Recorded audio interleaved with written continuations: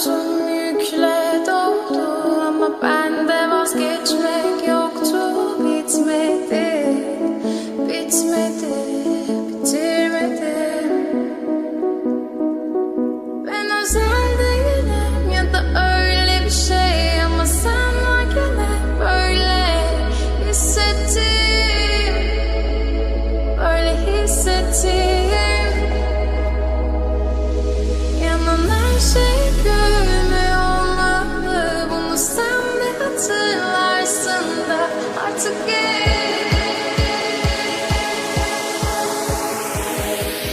böyle hissettim.